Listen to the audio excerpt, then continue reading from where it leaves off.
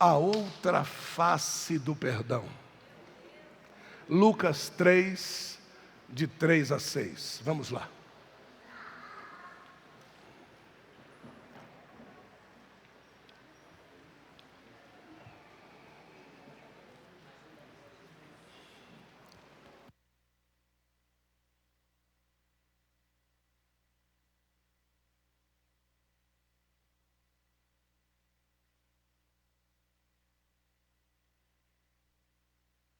A outra face do perdão.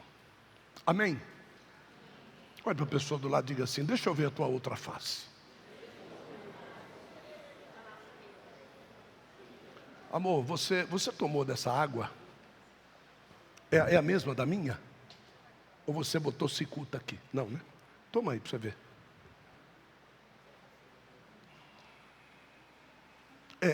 É a mesma? Deixa eu ver se é a mesma. Eu estou desconfiado, viu, irmão? É a mesma. É uma água de coco dessa cor, né? Diferente. Acharam, meus irmãos? Lucas 3. Vamos ao verso 3. É o Samuel que está aí? Vem comigo, Samuel. É isso aí.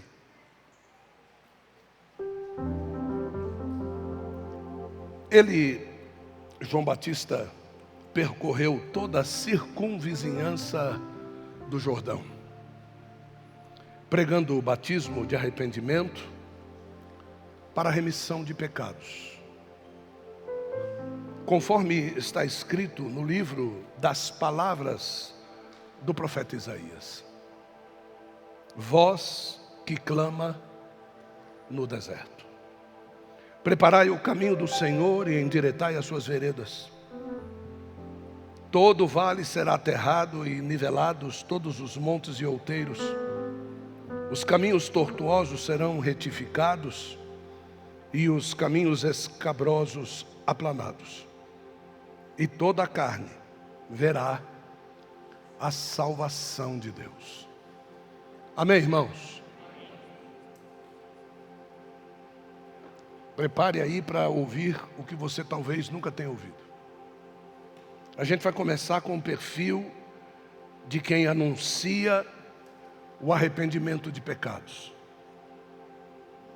A primeira coisa é que, olhando para a vida de João Batista, a gente vê que Deus tem um perfil de quem se dispõe a anunciar pecados e arrependimento de pecados.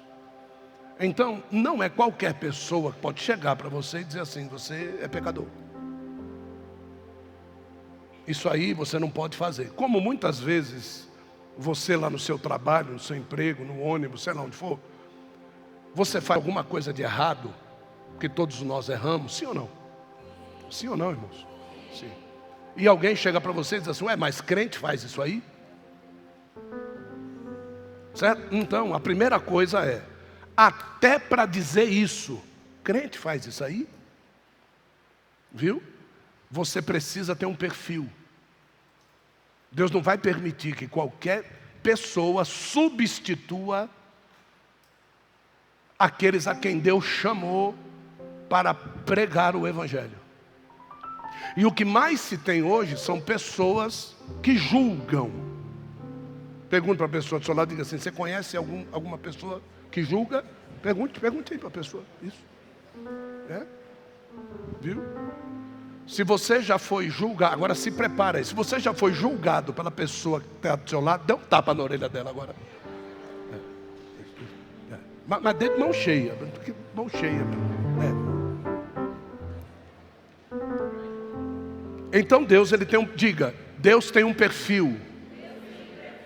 Isso. E qual é o perfil? JB, João Batista. E no perfil de João Batista a gente vê que, mesmo antes de sair da barriga da mãe, João Batista já era cheio do Espírito Santo. Então, há de se acreditar que os anunciadores do Evangelho são pessoas que são o quê? Cheias do Espírito Santo. O anúncio das transgressões sempre será visto como uma afronta. Quando você chega para alguém e vai dizer alguma coisa que ele está fazendo de errado, ele quer ver todo mundo, ele só não quer ver você. É uma afronta. E é natural para todos nós sermos afrontadores de Deus, porque nós somos pecadores. No verso 5 desse texto que a gente leu, a gente enxerga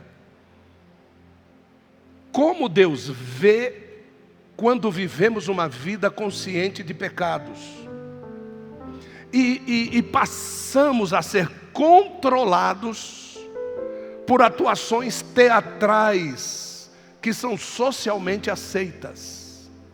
É aquele negócio do cara que deixou de fumar o cigarro da Souza Cruz, mas ele fuma o cigarro eletrônico. Deu para entender, sim ou não? É isso. É interessante que isso é socialmente bem visto. Eu tenho um caso na minha família. Cadê o Lucas Gil?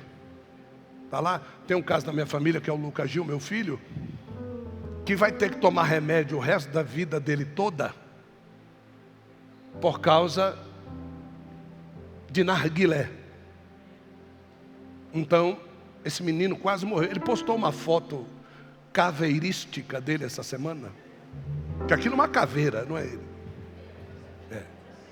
Uma foto caveirística dele, em que eu também não sei como é que essa mulher gostou dessa caveira, desse jeito, eu também não sei. Mas, né, vou fazer, diga assim, fazer o quê? Mas isso é uma atitude que a gente vê na frente das casas hoje. Todo mundo assentado, fumando narguilé, não sei o quê, papapá. E isso hoje é uma atitude social. Tanto é que hoje as tabacarias, né, vendem esse produto de uma forma escancarada, e isso leva à morte. Eu tenho isso na minha família. Na minha família. Então, essas atitudes teatrais que mascaram uma vida de pecado, uma atitude teatral que mascara uma vida de pecado. Empresta a sua Bíblia aqui, Adriano. Isso aqui, ó. Isso aqui é uma atitude teatral que mascara uma vida de pecado. Isso aqui não significa se ela não for guardada aqui. E ela tem que ser guardada aqui, não para julgar os outros, mas guardei a tua palavra no meu coração para não pecar contra ti. Então é para isso que a Bíblia serve. Se não for para isso, irmão, isso é atitude de teatro. Teatro. Uma outra atitude de teatro é o tal do falar línguas estranhas. Isso é uma atitude de teatro. As pessoas pensam que o falar língua estranha é sinal de que o Espírito Santo está em você. Mentira. Mentira, mentira. Por quê? Porque eu tenho uma netinha chamada Mia. Quem conhece a Mia aqui? Que nós temos um vídeo dela. Ela viu o Lucas, meu filho, servindo ceia na igreja. E ela chegou em casa um dia, foi lá em cima da estante, nós temos lá uma bandejinha com os castiçais, e com os cálices e o castiçal, que a gente de vez em quando o Espírito Santo ordena, a gente vai lá e toma ceia.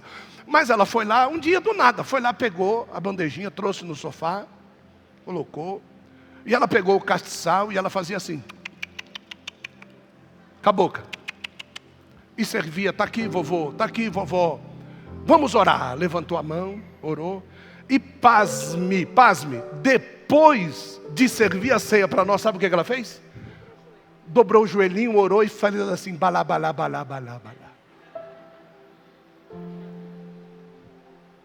Então, o seu pronunciar de línguas estranhas não quer dizer nada. Então essas atitudes de teatro, para uma igreja que tem o dom de discernir espíritos, não vale nada.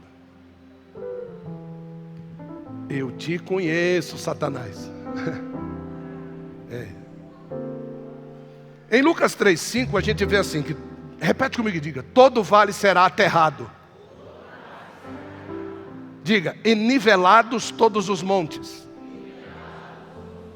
e outeiros. Diga assim, os caminhos tortuosos serão retificados, e os escabrosos, diga, os tenebrosos, serão aplanados. Então, a palavra do arrependimento passa por todo esse caminho.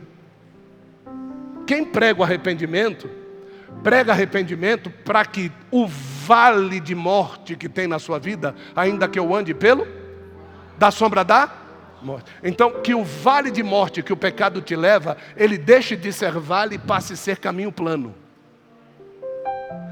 Ele vai fazer que todo monte, o monte, não sei se vocês lembram, que o salmista Davi ainda diz assim, né?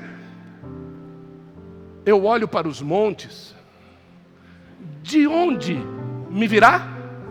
Por quê? Porque os montes eram o lugar que os idólatras iam construir os seus altares de idolatria lá em cima dos montes, para que ninguém que vivia no mundo aplanado da cidade pudesse ver o que eles faziam em cima dos montes. Então, quem tem pecado escondido tem idolatria sobre o monte. Dá para entender, sim ou não? Mas qual é o problema? É que o socorro do salmista vem de cima.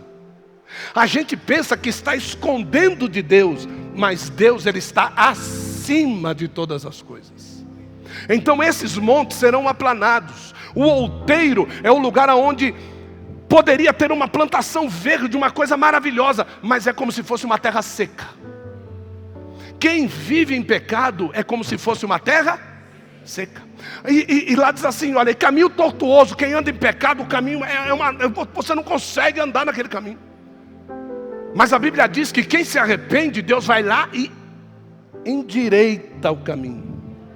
O arrependimento leva que esses caminhos tenebrosos, escabrosos, porque quando a gente peca, vai ter determinados momentos da vida que a gente vai viver com medo por onde a gente anda. Caminhos escabrosos, tenebrosos, caminhos que me trazem medo. E sobre isso foi falado aqui antes da oração, que quando Cristo chega na nossa vida e nós nos arrependemos, Ele lança fora todo medo. Então a gente sabe que o arrependimento é uma obra completa de A a Z. Quem se arrepende, irmãos, de verdade se torna semelhante a Cristo. Então muitas vezes a minha semelhança a Cristo não está conseguindo ser achegada, porque eu estou pensando em outras coisas. Enquanto eu estou pregando aqui, tem gente olhando no celular, tem gente roendo a unha, tem gente pensando no namorado, tem gente, né? Tem gente para tudo. E é por isso que não vai se assemelhar e vai ter dificuldade de se assemelhar. É interessante porque em Lucas 3,6, que é o próximo verso, diz assim: toda a carne,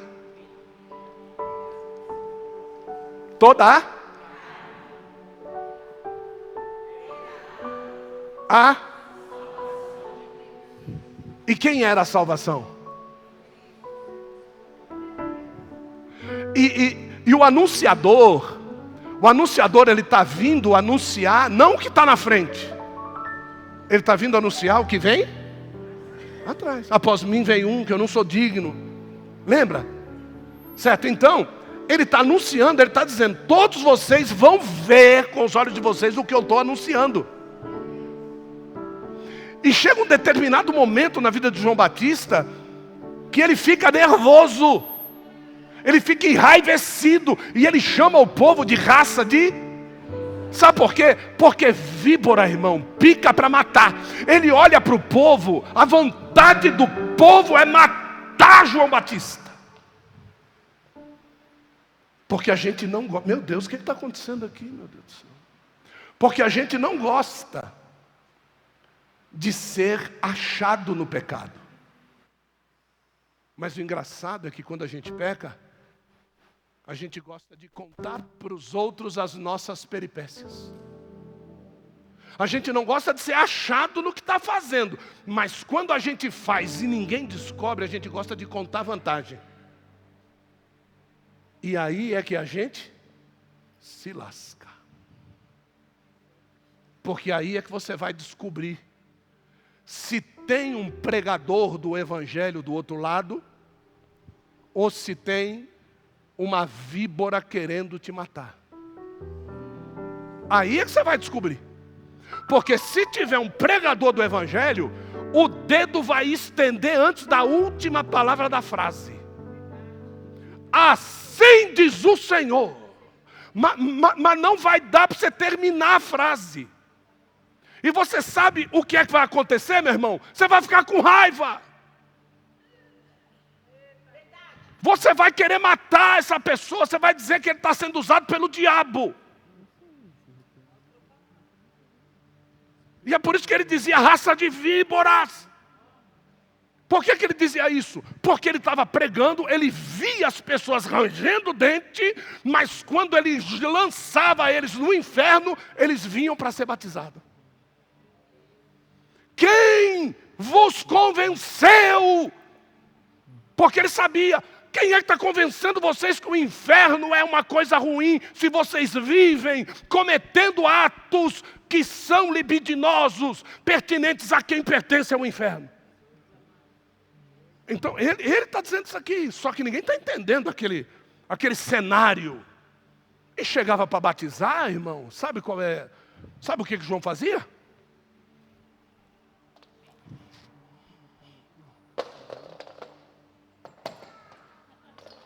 Não, deixa aí.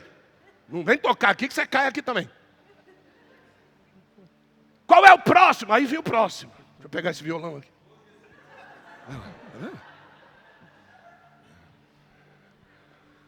Aí pegava o violão e toma 10 minutos debaixo do violão, debaixo da água.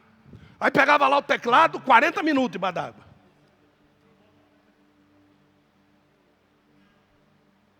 O que vinha João Batista, de forma nenhuma ele lançava fora.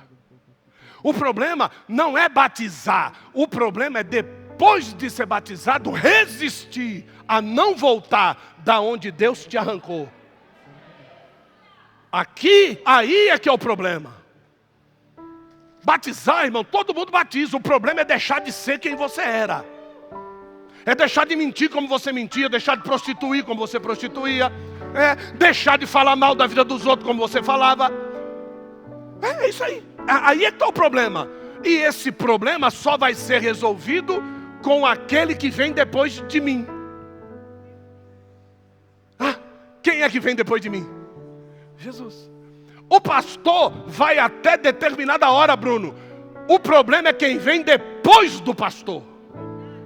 O pastor não vai responder pelos seus pecados. E Jesus só respondeu pelos seus pecados uma vez. Depois agora é que eu quero saber quem é que está vindo te salvar do teu pecado consciente. Quem é que está vindo te limpar? Quem é que está vindo trazer o arrependimento para a gente? Esse é o problema. E aí, no Salmo de número 62, verso 11. Salmo de número 62, verso 11. Olha só o que diz.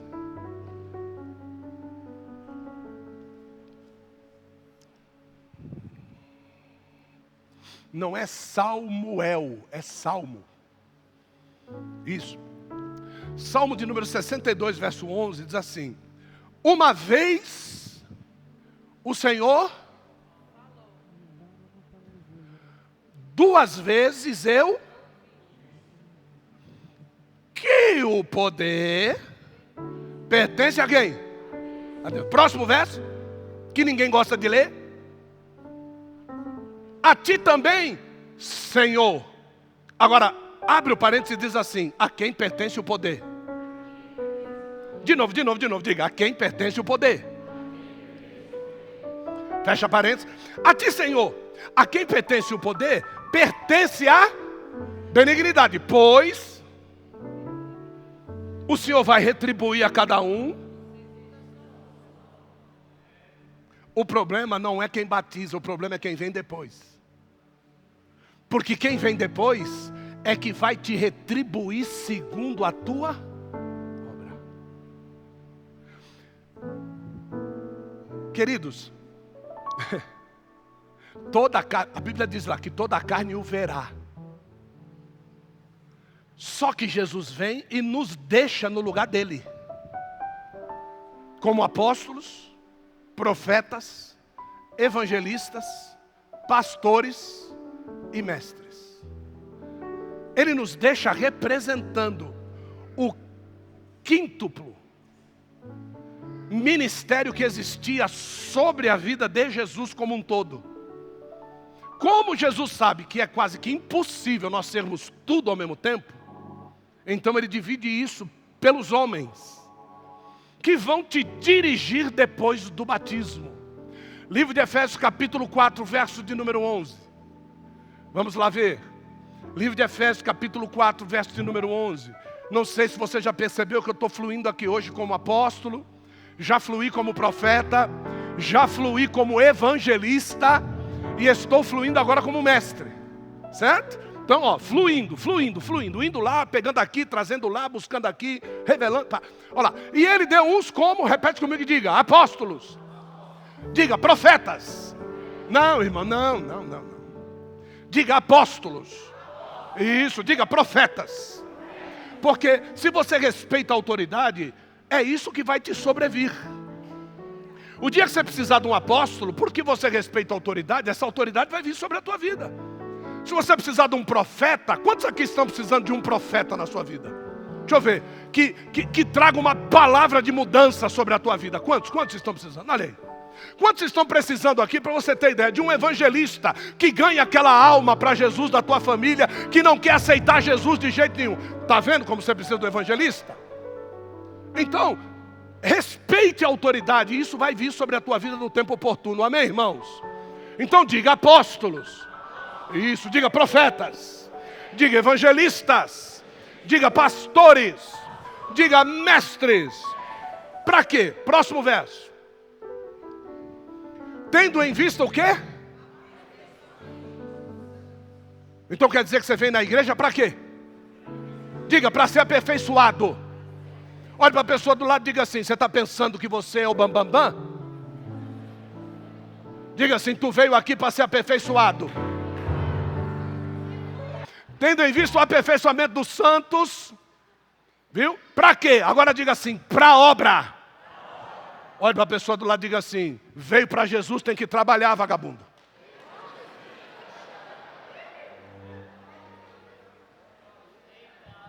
É, varão. O negócio não é brincadeira não. Por que não trabalha? É. Olha lá. Diga, para a obra do ministério. E diz, para a edificação. Quem vem para a igreja tem que aprender que um edifício não se constrói do último andar para baixo. Quem vem para a igreja tem que começar a trabalhar para depois. Agora olhe para a pessoa do lado e diga assim, mas não se engane. Diga, quanto mais alto tiver, pior o tombo.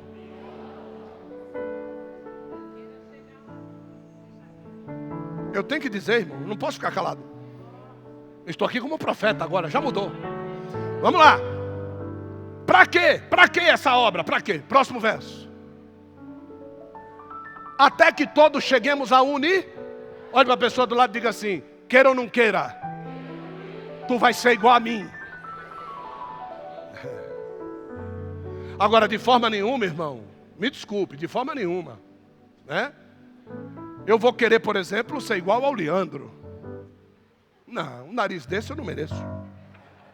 De jeito nenhum. Não, quero, né? Um nariz assim que nem o da Nayara. Fica bonitinho o nariz, né? Mas eu também não quero os dedos do pé da Nayara. Não, o dedo do pé da Nayara eu não quero, né? Hã? Eu não quero, por exemplo, a barriga do tio Marcelo. Não, de jeito nenhum, não. Eu já fui assim. Já fui, já não sou mais, né? É, tomara, né? Eu não quero a careca do Jair. A do Tom, então, nem se fala. Irmão, a língua da Bete, eu não quero.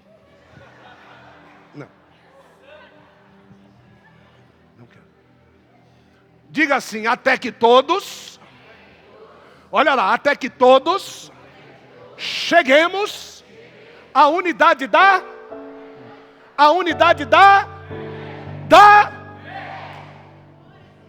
coisas que não se, a unidade da, e ao conhecimento de quem? Então, se é a unidade da fé, eu não preciso ver, mas eu conheço que o que eu preciso parecer é Cristo.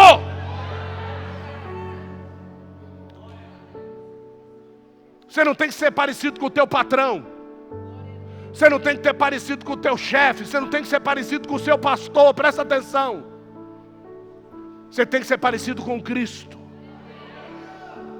E Ele não vai trazer esta semelhança de Cristo numa pessoa só. Em vários lugares aonde você for, Deus vai levantar alguém que se assemelha com Cristo e você vai dizer, não estou desamparado, está ali o meu norte. Eu preciso me parecer com aquela pessoa. Eu saí de São Paulo, vim aqui para esse fim de mundo. Achei que eu ia estar perdido. Não vou. Deus vai levantar alguém para você seguir, para você ser semelhante, para você ajudar. Por isso que muitos de vocês vieram de longe, congregam aqui de longe, saem de longe para vir para cá. Porque talvez não tenham achado alguém semelhante a Cristo lá. Mas aprove a Deus levantar alguém aqui, para que você possa confiar em fé, de que seguindo essas palavras você vai terminar semelhante a Cristo. Deu para entender? Diga amém. O propósito de Deus. Esta é uma pergunta que é feita por muitas gerações, querido. O que é e qual é o propósito de Deus para a minha vida? O que é que Deus tem para mim? O que é que Deus quer de mim? Eu estou caminhando com Cristo para quê, afinal de contas? É para mim ser esposa de alguém que vai ser pastor? É para mim me assentar naquelas duas cadeiras ali? Eu acho que aquela cadeira da direita é minha. Eu acho que a cadeira da esquerda é minha. A mãe dos filhos do trovão também pensou isso e se lascou. Se eles puderem pagar o preço que eu paguei e que eu vou pagar, a cadeira é deles, minha senhora.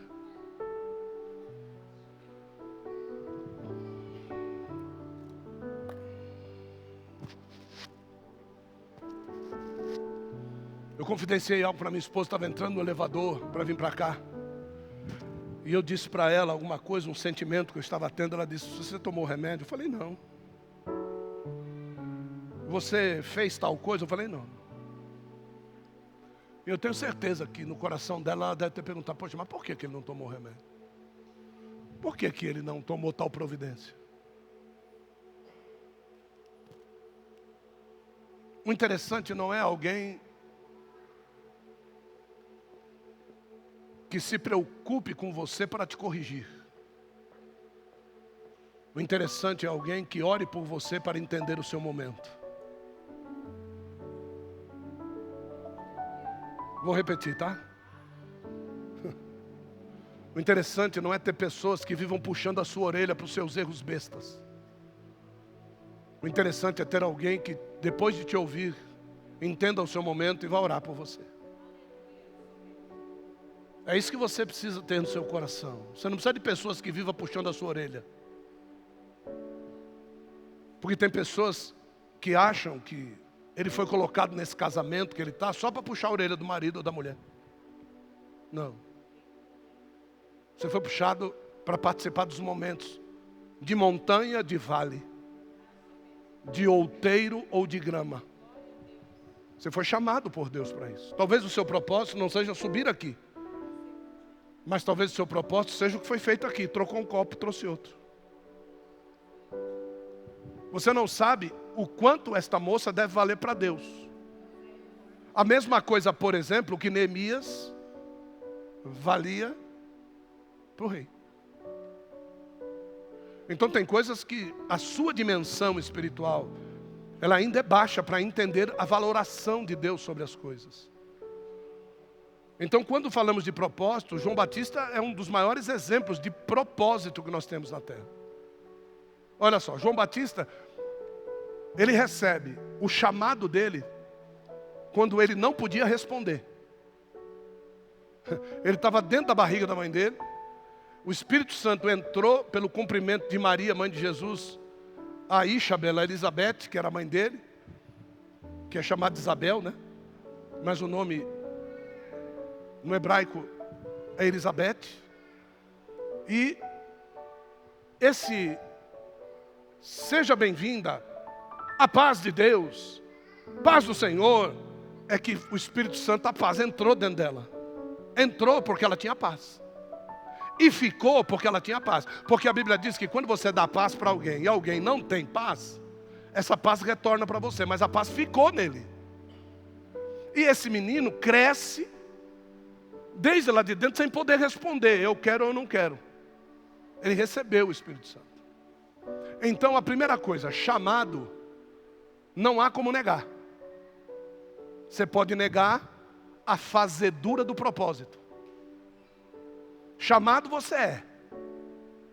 Quem é o escolhido? É aquele que faz o propósito. Aquele que cumpre o propósito. Certo? Então, você pode achar que você saindo daqui e indo para, deixa eu escolher uma cidade, Avaré, nem sei, tem alguém de Avaré aqui? Não? Não. Tem? Não. Indo lá para Avaré, é bom que não tenha. Que lá em Avaré, você vai cumprir o que Deus tem para que você seja aqui. A minha notícia para você é, não dá. É aqui, é aqui. Não, mas lá tem gente que precisa, eu sei. Você lembra quando o rico lá nas partes doloridas de baixo, dizia lá para Abraão, dizendo assim, pede para os profetas lá avisarem para o meu filho que ele tem que obedecer a tua palavra, senão ele vai vir para o mesmo lugar aqui. O que foi que Abraão disse para o rico? Você teve os seus profetas e você não os ouviu. É muita petulância minha achar que eu sou profeta de alguém. É muita petulância minha determinar legalmente na terra que esse espaço aqui, Deus está me dando ele para mim poder fazer alguma coisa por ele.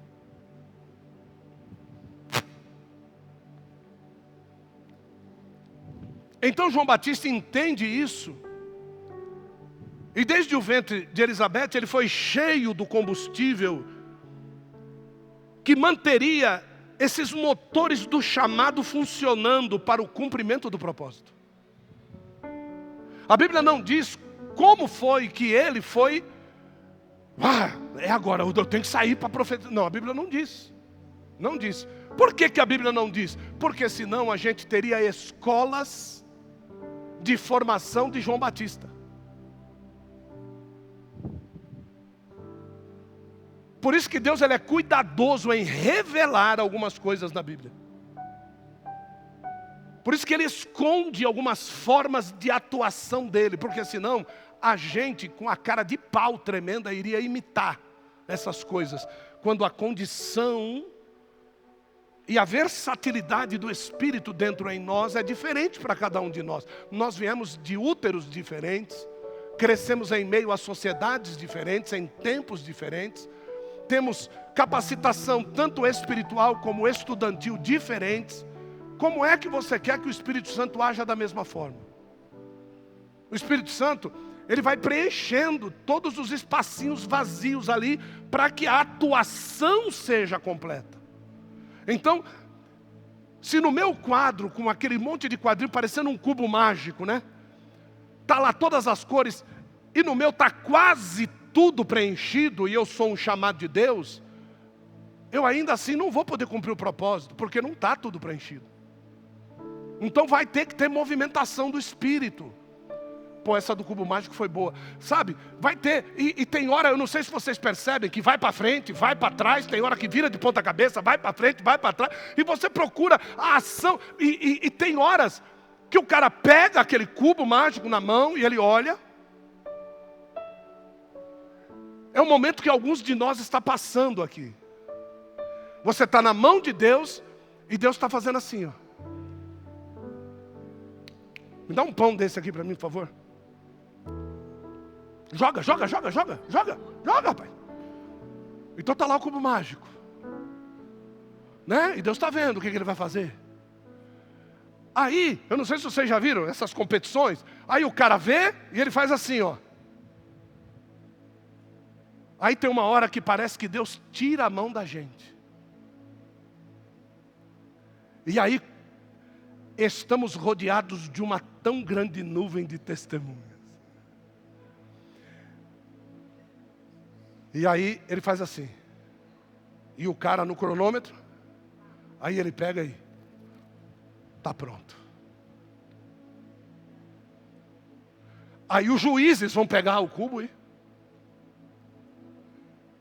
Juiz número 1, aí ele faz. Número 2. Número 3. Quando chega no último, você está pronto para exercer o propósito. Então isso de nós, é isso que Deus quer de nós. Que nós saibamos este tempo, o tempo de ficar sobre a mesa, o tempo de estar na mão sendo analisado, o tempo de, mesmo sabendo que eu estou pronto, esperar o tempo dos julgamentos. Eu preciso esperar os dedos se levantarem. Estas pessoas são anciãs, são mais velhas do que eu, já foram aprovados, já foram reprovados, já pecaram, já foram perdoados, já foram colocados de banco. Eles hoje têm como te aprovar ou não. Então João Batista é um grande exemplo. João Batista foi chamado e estava no tempo certo e no local certo. Tanto é que ele olhava Jesus. Jesus é primo dele. Dizer que João Batista não conhecia Jesus? Não.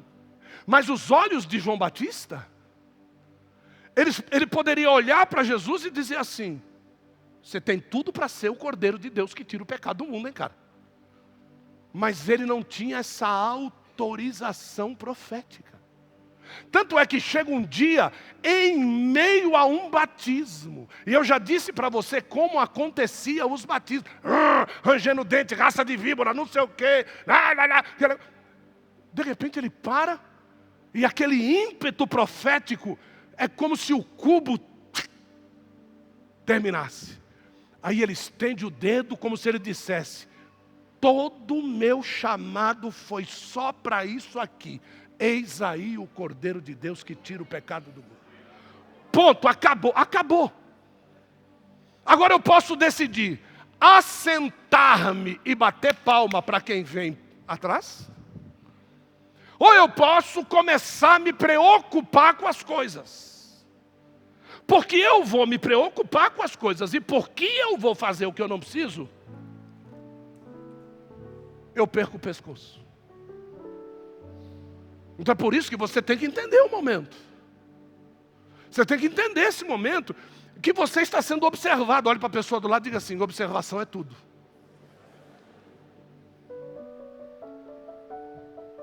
Você já, quem já assistiu aqui um desfile de modas? Não, eu não estou falando, eu estou falando de você ir assistir um desfile de moda.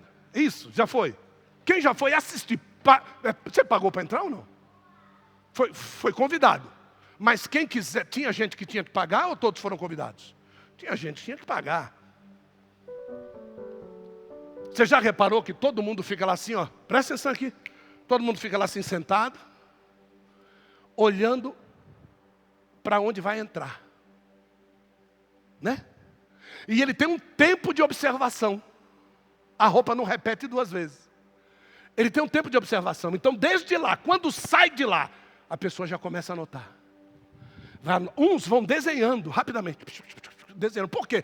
Porque aquele modelo vai gerenciar a moda toda até a próxima estação. E agora é o tempo que eu tenho para observar e fazer igual. Quem vai assistir um desfile de moda não vai assistir porque gosta, vai assistir porque quer tirar alguma coisa de lá. Só que vocês já viram alguns desfiles de moda que a pessoa entra, não tem nada a ver aquilo que ela está vestindo? uma caixa grande na cabeça, né? Já viram? Que a gravata fica nas costas, o paletó botou atrás. Tem uns negócios meio doidos. Só que você chega no outro ano, Antônio, você não vê ninguém usando aquilo. Você não vê aquela roupa. Como é que é o nome do desfile famoso? Prêt-à-porter, Fashion Week. Que mais? Me ajudem aí os modistas. Casa de criadores. Olha aquela ali. A negra Fuá ali deve conhecer a coisa, né? E tá todo mundo lá, casa de criadores. Casa do quê, gente? Deu para entender? Quem é que vai lá? Quem vai lá é o quê? Não, é copiador. Criador é quem fez a moda, o resto vai lá tudo para copiar, os infelizes. Então tem coisa lá que você não vai ver em lugar nenhum. Diga, não vou ver. E você gastou tempo em copiar. Então tem coisas que no mundo da observação só servem para te tirar a atenção da onde você deveria estar focado. Se você é uma pessoa que desenha moda country, o que a moda da cidade vai te oferecer? Nada. Moda da cidade, paro, vou aperfeiçoando o country que já passou. Próximo country é agora. Pá. Cidade, aperfeiçoa aquilo que ficou. Country é agora, vai, pá. Diga, foco. O tempo que você está aqui, talvez você diga, poxa, eu tenho tanta coisa para oferecer, mas até agora não me deram oportunidade. Não é que você não tem oportunidade, é porque você ainda não focou naquilo que você tem que focar. Então você ouve de manhã cedo Marco Feliciano, à tarde você ouve Hernandes Dias Lopes, à noite você ouve R.R. Soares, depois você vem oferecer o que aqui? Frankenstein. É um pedaço de cada um, aquilo que você vem oferecer. Por quê? Porque você não tem foco. É só conversar com as pessoas, você percebe se ele tem foco ou não. Você percebe onde está a cabeça dele, você percebe onde é que está destoado de tudo. E Deus, Ele quer nos focar, irmão, até que todos cheguemos. Diga, todos.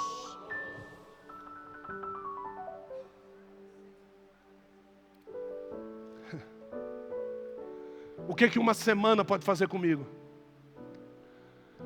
Numa sexta-feira, o povo gritava assim, Baruch Rabá Biken Adonai. Repete comigo e diga, Baruch Rabá Biken Adonai. Agora diga, Baruch Biken Rabá Adonai. Isso. Agora, presta atenção, ó. Bendito o que vem em nome do Senhor. Baruch Biken Rabá Adonai. Bendito que vem em nome do Senhor. Então está todo mundo aqui, vai. Diga, Baruch, Biken, Rabá, Adonai. De novo, Baruch, Biken, Rabá, Adonai. Ótimo. Uma semana depois.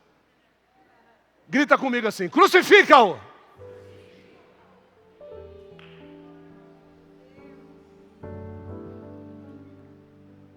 Uma semaninha. Você sabe por quê? Porque nessa semana, entre o Baruch Biken Rabá Adonai e o crucifica-o, toda carne verá. Aqui se cumpre, nessa semana, aquilo que João Batista tinha falado 3 anos antes. É quando Jesus vai dizer para eles, eu não vim fazer o que vocês querem que eu faça. Eu não vim livrá-los das mãos dos romanos. Eu vim livrá-los da ira de Deus. E a ira de Deus é pior do que o que vocês estão passando na mão dos romanos. Se eu fosse vocês, ficava comigo ao invés de ficar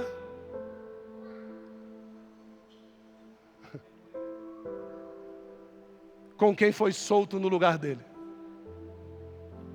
Com Barrabás. Então preste bem atenção, de que a minha opinião ela vai mudar em detrimento do que Deus vai me oferecer. O nome disso é que no começo você não teve o arrependimento da forma como deveria ter.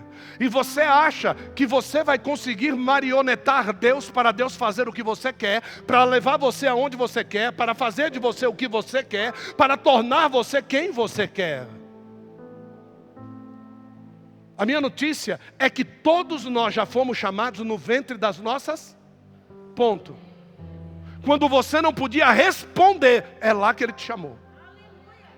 Ele te chamou lá. É irrevogável, imutável, não dá. Todos nós fomos chamados. Agora, depois que eu conheço a Cristo, Ele vai dizer para mim o que Ele quer. Aí o bicho pega. Aí o bicho pega porque eu vou ter que deixar de ser rico. Como é que é mesmo, Davi? Eu sou um transsocial. Eu sou Eu sou um rico no corpo de um pobre, irmão. Só que Jesus vai dizer assim: você não é nem rico e você não é pobre, você é meu. Então você é o que eu quero que você seja.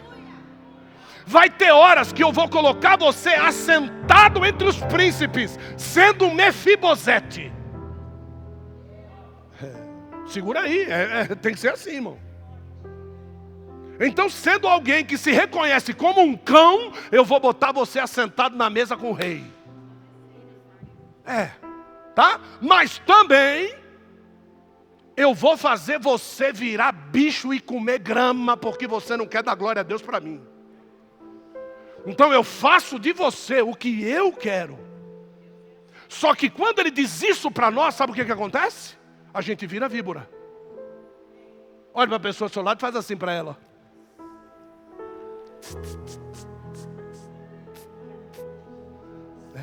Quando você for dar a paz do Senhor para o irmão, dê assim para ele, ó.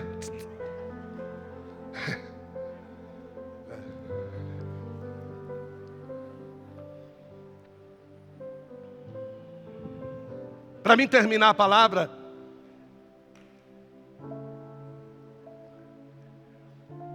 então veja bem que Cristo entende perfeitamente tudo isso e diz o seguinte: Pai, perdoa-lhes, eles não sabem o que fazem. Então Cristo entende.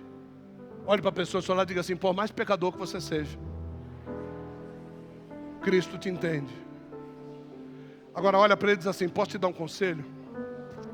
Se renda para quem te entende.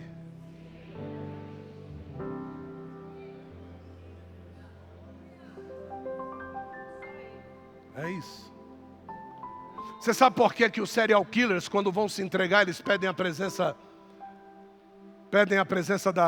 dos repórteres da TV? Porque eles não confiam em quem eles vão se render.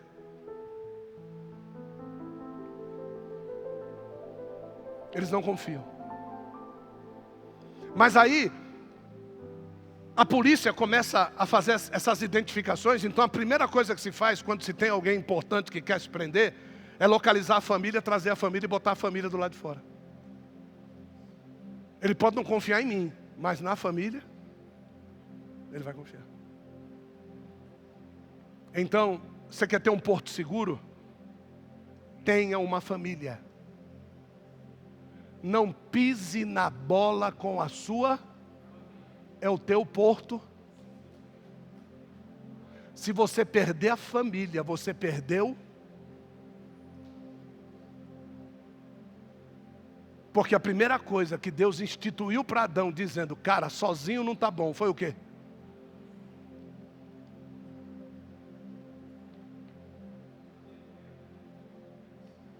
Então,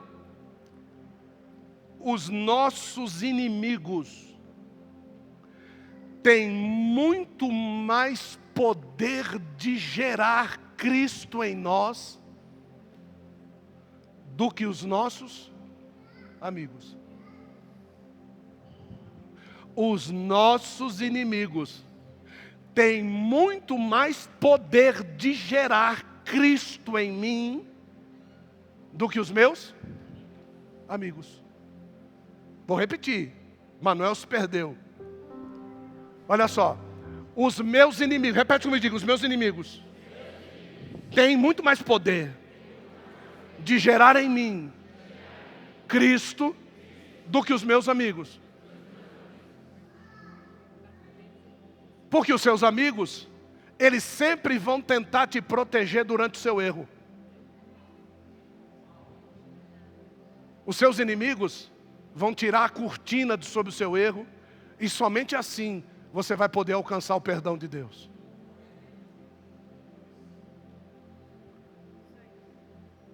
Um dia, Jesus chega para Pedro e diz assim: Pedrão, é o seguinte, de todos eles você é o cara, mano. É mesmo, mestre? É, chega aí. Pedrão, quem é que vocês dizem que eu sou? Pedro diz assim: tu és o Filho do Deus vivo. Jesus olha bem para Pedro e diz assim: rapaz, não foi carne nem sangue que te revelou isso. Ou seja, isso não veio de você, foi o Espírito Santo que tu falou sobre isso. Aí Jesus chega para Pedro e diz assim: sobre esta afirmativa, ele diz, sobre esta pedra, sobre essa afirmativa eu edificarei a minha igreja, e as portas do inferno não prevalecerão contra a minha igreja que acreditar nesta pedra. Que pedra? A revelação. Tu és o Filho do Deus vivo. Quem acreditar nisso, as portas do inferno não vai prevalecer sobre ele. Amém? Você acredita sobre isso? Estamos decretando a falência do inferno sobre a tua vida hoje. Pronto. Vou repetir que é para o diabo ficar mais nervoso. Você acredita nisso? Então nós estamos decretando a falência do inferno sobre a tua vida hoje. É isso. Tá? Passa alguns minutos, irmão. É por isso que elogio é coisa terrível. Passa alguns minutos, o que acontece?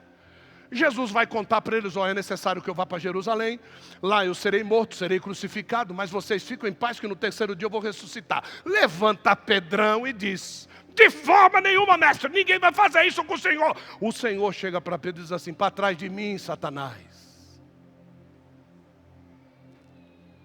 Você está sendo uma pedra de tropeço no propósito que Deus tem na minha vida.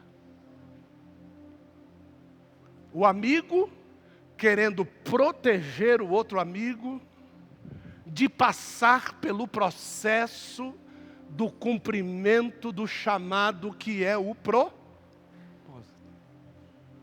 Então esse aqui se identifica como Satanás. Aí passa alguns dias e o Baruch crucifica. Lá vem o nosso inimigo chamado Judas. Lá vem Judas, que alguns dizem que vendeu Jesus. Jesus é incomprável, irmão. Ué, mas ele não vendeu Jesus? Não. Ele vendeu as informações sobre Jesus. Ele vendeu as informações do lugar secreto que Jesus estava. Você sabe qual é a informação que o diabo quer ao teu respeito? Qual é o lugar secreto que você se encontra com Deus? Se ele tomar esse lugar secreto, ele tomou você.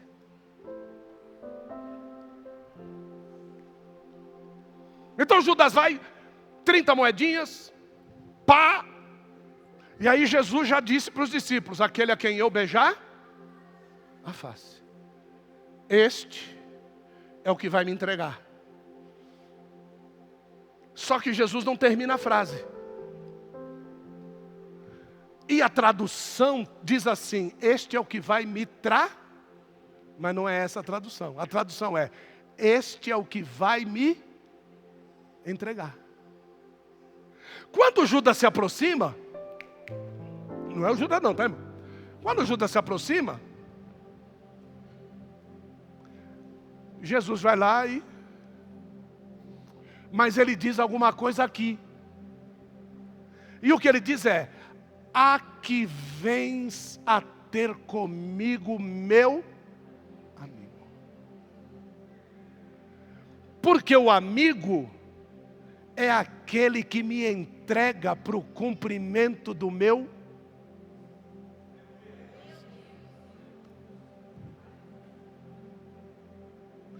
Por isso que Jesus chamou Judas do quê?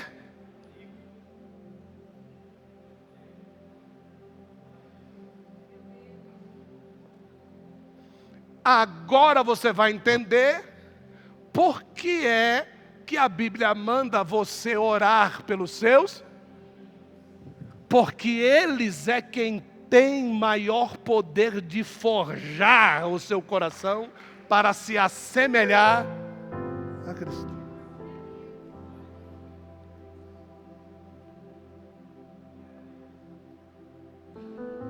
Judas não soube lidar com o lado opositor. Presta atenção nisso. Judas não soube lidar com o lado opositor que lhe foi imposto pelo propósito que Deus tinha na vida dele. Isso era propósito de Deus na vida de Judas. Ele não soube lidar com o propósito imposto. E muitos não sabem lidar com o propósito imposto. O propósito, às vezes, de ter um marido que não te acompanha na vida de oração. O propósito de ter uma esposa que não te acompanha no propósito espiritual. São imposições de Deus para as nossas vidas. E sabe o que ele foi fazer? Ele foi se matar. E muitos querem tomar as decisões para dar uma força para Deus, para Ele cumprir o meu propósito. Só que o seu propósito já te foi entregue, você já está cumprindo. Só que você não consegue entender que muitas vezes esta oposição com aquilo que Deus pediu para você fazer, você não consegue entender como é que Deus vai te chamar para fazer uma coisa desse jeito. Não importa você entender, importa você fazer.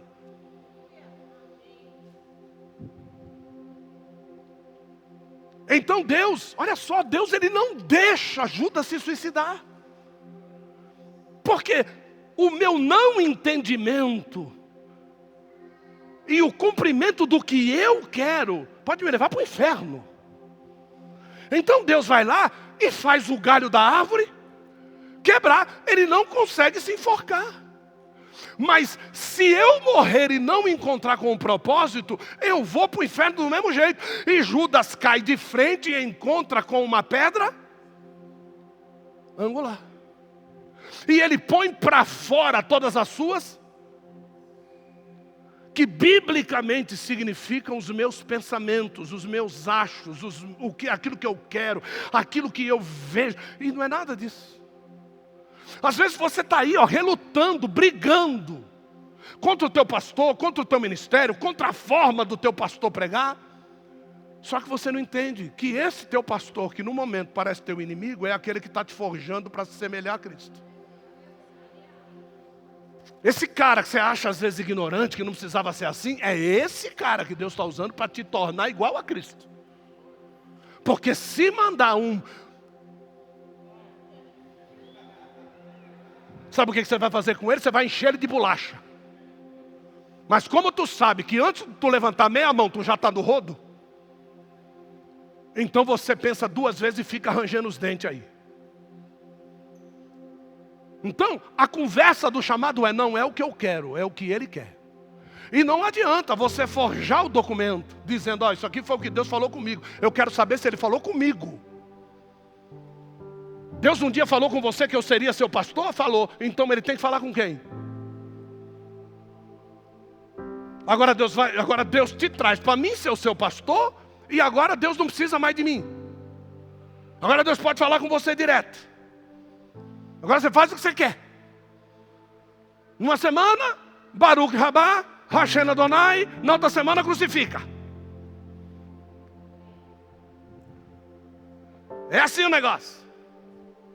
Numa semana estou apaixonado por você, Danilão. Na outra semana vai se lascar. Não é assim o negócio do patrão? Você é um cara exemplar, não sei o quê, quando você menos esperou.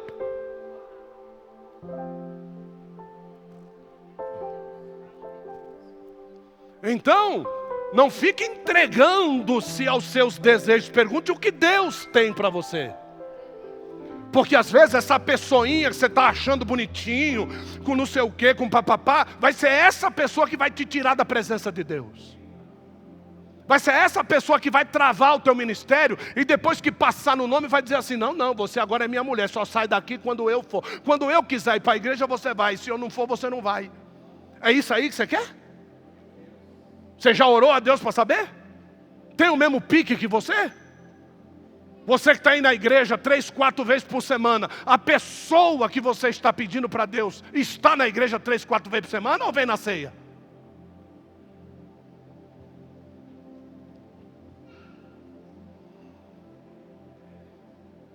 Então não é do jeito que a gente quer, meus irmãos.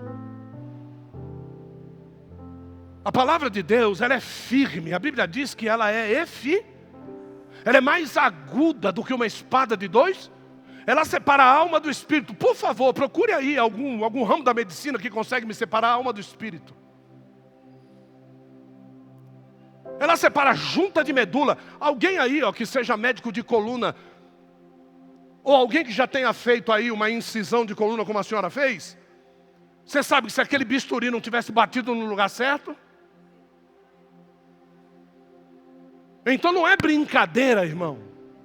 A palavra de Deus não é brincadeira. A palavra de Deus, ela opera o paciente nos lugares impossíveis e não o deixa aleijado. Eu vou repetir, tá? Ela entra em lugares impossíveis e não deixa o paciente aleijado.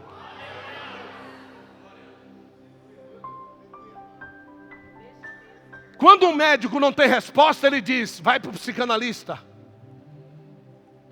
Quando o médico não tem resposta, ele diz para você assim, só Deus na causa.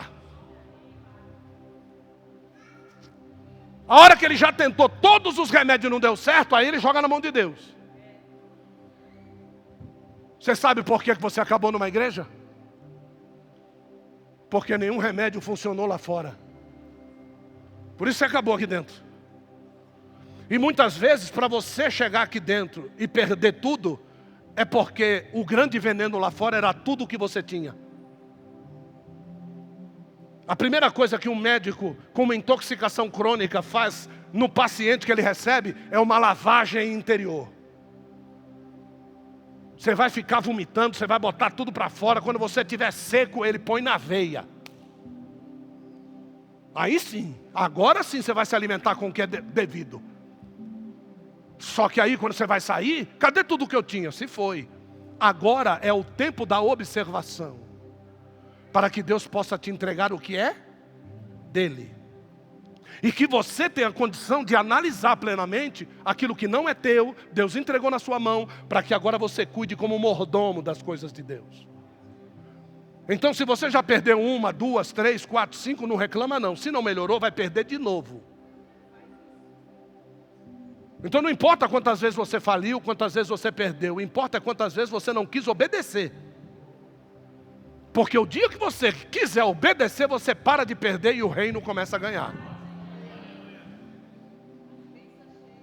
Amém, irmãos? A pergunta de Cristo é, se puder, passe.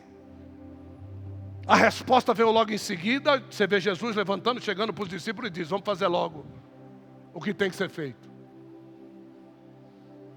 Aprenda a obedecer logo, para que as coisas sucedam da melhor forma possível, o mais rápido. Deus te abençoe, as palmas louvam ao Senhor.